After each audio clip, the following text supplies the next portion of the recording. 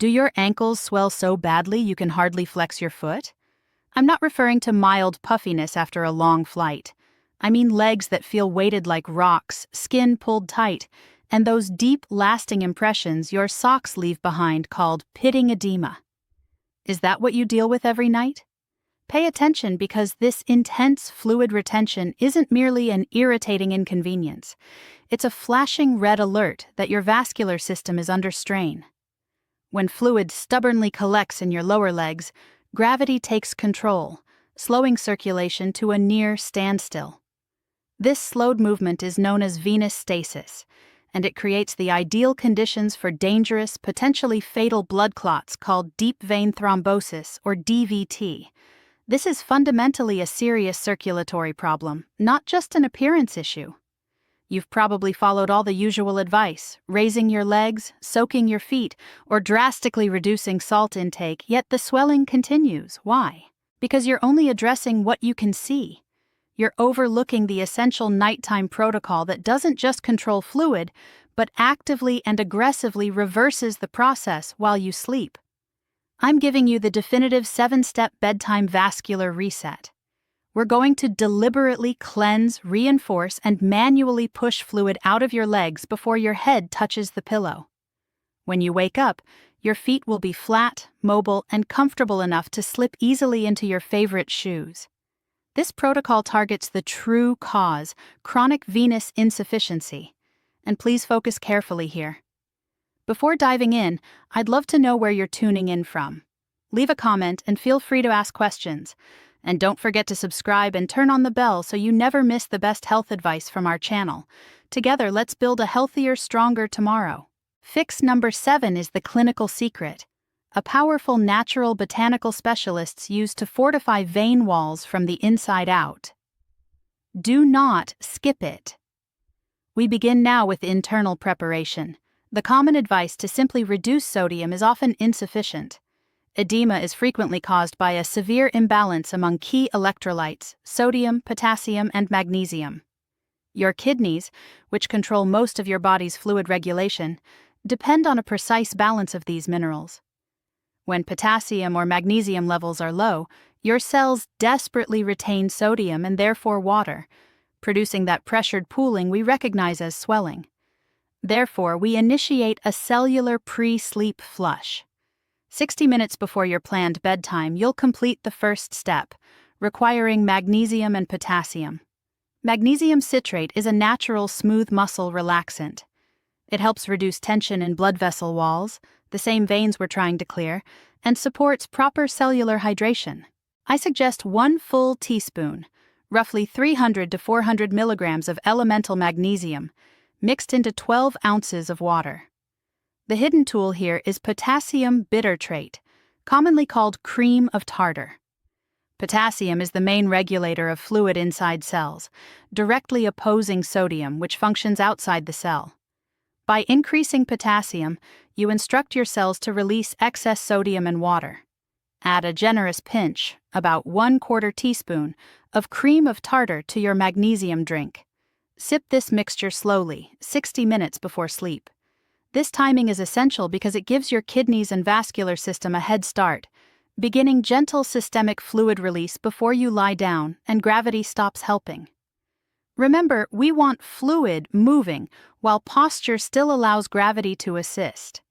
If you have any kidney condition, consult your physician before significantly changing potassium or magnesium intake. For everyone else, this is the essential foundation. Your body is now internally prepared, but that alone won't overcome chronic swelling stress. We must physically force those veins to respond. When blood is allowed to pool in your ankles, veins grow sluggish, stretched, and lose the tone required to push blood upward against gravity.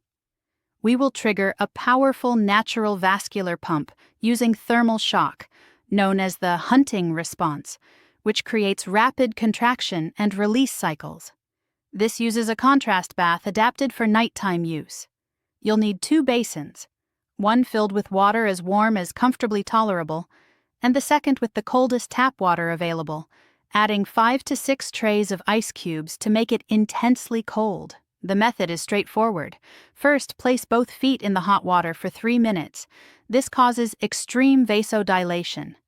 Veins open wide, bringing stagnant blood and fluid closer to the surface. Second, immediately move your feet into the ice water for a full 60 seconds. This is uncomfortable, so breathe deeply. The intense cold triggers powerful vasoconstriction. Veins clamp down, forcefully pushing blood and trapped fluid out of the area and back into central circulation. Repeat this cycle 3 times. 3 minutes hot, 1 minute cold, 3 minutes hot, 1 minute cold, finishing with a final minute cold. The immediate benefit of that last cold exposure is significant.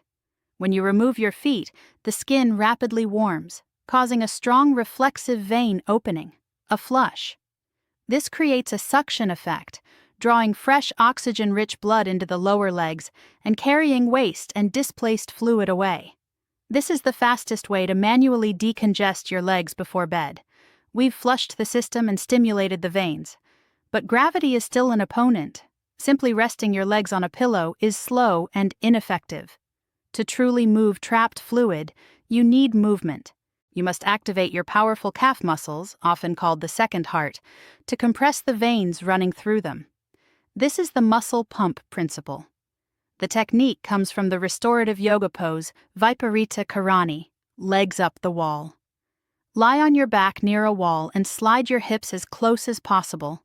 Lift your legs straight upward so heels rest on the wall, forming an L shape. This places your legs above heart level, allowing gravity to help. Here's the crucial adjustment. You can't remain passive. Every 60 seconds, perform an active ankle flex. Point your toes firmly toward the ceiling for a count of 5. That's the stretch. Then strongly flex your feet, pulling toes toward your head for 5. This strong contraction actively squeezes the venous reservoir in your calves. Repeat this point flex cycle 10 times per minute for 5 total minutes. This is active gravitational drainage. The pumping combined with inversion creates maximum pressure, pushing fluid from ankle reservoirs into larger thigh and pelvic veins where circulation can manage it. 5 minutes equals a deep lymphatic drainage massage for the entire lower body. Make these 5 minutes mandatory every night. We've drained the fluid, now we must reinforce the plumbing. Why does fluid escape from your blood vessels to begin with? Because the walls of your tiniest vessels, the capillaries, become fragile, permeable, and leaky from inflammation and oxidative stress. We need a topical solution that can firm and reinforce these compromised vessels. We are moving beyond a basic lotion and using concentrated botanical venotonics blended with a carrier oil. Cypress essential oil is well known for its venotonic effects, helping decrease vessel permeability and reinforce capillary walls. This is the structural correction of the massage. You need 5 drops. Rosemary essential oil is a powerful circulation enhancer. It activates local blood flow, ensuring the fluid we just pushed out is quickly transported away, stopping it from settling back in. You need 5 drops of rosemary oil. Combine the 10 total drops with 1 tablespoon of a carrier oil such as fractionated coconut or almond oil. This is not a fast rub. It is a precise massage. Sit comfortably and stretch your legs out. Beginning with a small amount of the oil blend at your toes, use firm upward strokes to work the oil deeply into your feet, moving toward your ankles and then up your calves. Most importantly, always massage toward your heart. You are physically supporting venous return. Spend additional time on the lower portion of your calves and end the massage just below the knee crease. This rub activates local nerves, drives the active compounds deep into the tissue, and delivers the anti-inflammatory action required to heal leaky vessels. The veins are strengthened, the fluid is removed. Now we must preserve that progress. All night long. Step 5 includes compression, but if you choose the wrong type, you may be choking your circulation. If you've been prescribed 20 to 30 millimeters of mercury compression stockings for daytime wear, that is appropriate. However, you should never sleep in high-strength compression. When you lie down, blood pressure equalizes, and heavy stockings can dangerously limit flow, creating a tourniquet-like effect overnight. We need a maintenance therapeutic level. The key is low-grade therapeutic compression, typically found in light travel or flight socks. Look for socks rated between 8 and 15 millimeters of mercury. This is the ideal pressure to maintain the edema reduction achieved in previous steps without restricting flow while you are horizontal. These socks provide a constant, gentle squeeze, preventing tissue spaces from expanding and reabsorbing fluid while your kidneys continue processing overnight. How you wear them matters for general edema.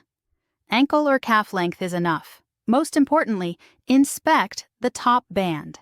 If the elastic leaves a deep visible groove in your skin, it is too tight for nighttime use and acts as a dangerous constrictor. Roll the band down or switch to a looser pair. Compression must be graduated, not concentrated at the top. Put them on immediately after your oil massage, sealing in the fluid reduction. We are 5 steps in, and you are almost ready for sleep. But before you relax, you must understand that one of your most common evening habits, how you hydrate, is undermining everything. When you drink water, it does not exit your body instantly. It must be filtered by your kidneys, a process that takes time. Your body is also less efficient at moving large fluid volumes when lying flat. Drinking large amounts right before bed guarantees that fluid will settle by gravity into your lowest extremities. You need a strict 3-hour fluid cutoff before your planned lights-out time.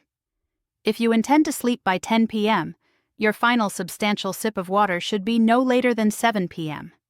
This means stopping the big glass of water, the herbal tea, or any other beverage.